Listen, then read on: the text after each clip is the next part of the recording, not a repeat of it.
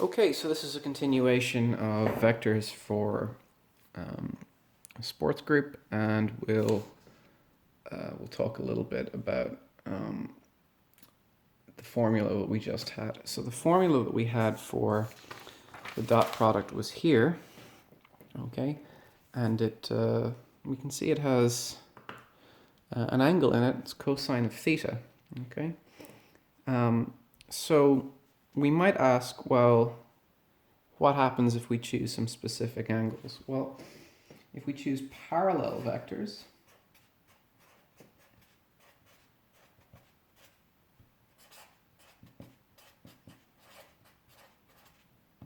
means that V1 and V2, they point in the same direction.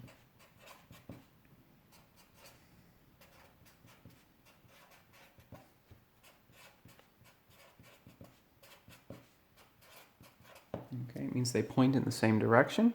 And if they point in the same direction, that means, so say V1 is like the black pen, V2 is like the blue pen. What's the angle between them? Well, there is no angle between them. They're pointing in the same direction. So that means theta has to be equal to 0 degrees. Okay? Well, what's the cosine of 0 degrees?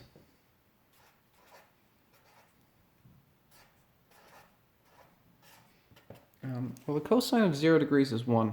If you don't believe me, calculator, cos 0 is 1. Okay? So the cosine of 0 degrees is 1, okay, which means that we have this expression instead, where I can eliminate the cosine when I know that they point in the same direction. Okay, it's 1. On the other hand, if they're at right angles,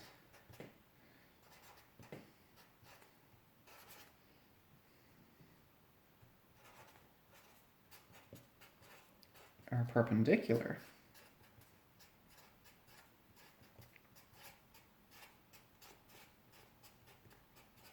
what does perpendicular mean?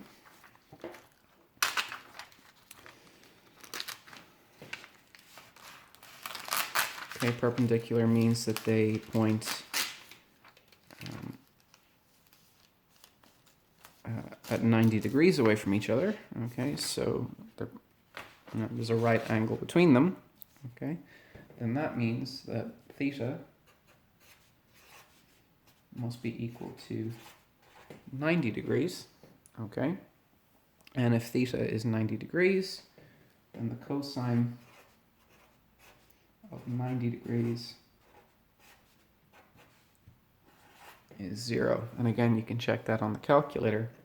So it doesn't matter how big the two vectors are in terms of length. If they point in perpendicular angles to each other, their dot product will always be 0.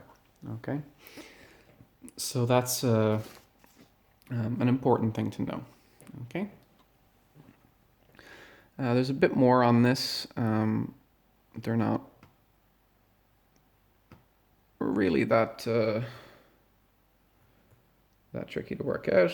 Okay, so if they're perpendicular, they point. If they're perpendicular, that means pointing away from each other at right angles. They're going to have a dot product of 0. And with parallel vectors, all I do is multiply the lengths together. Okay, and that's fairly straightforward. The other thing is, what if V1 and V2 are unit vectors?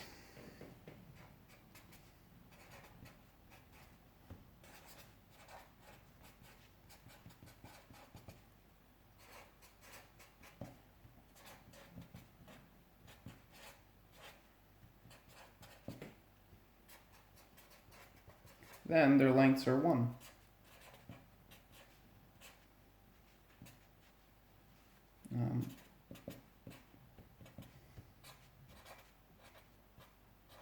Okay, their lengths are equal to each other and their lengths are both 1, which means this term becomes 1 and this term becomes 1. And I would have realize that the dot product of these two vectors is just the cosine of the angle between them.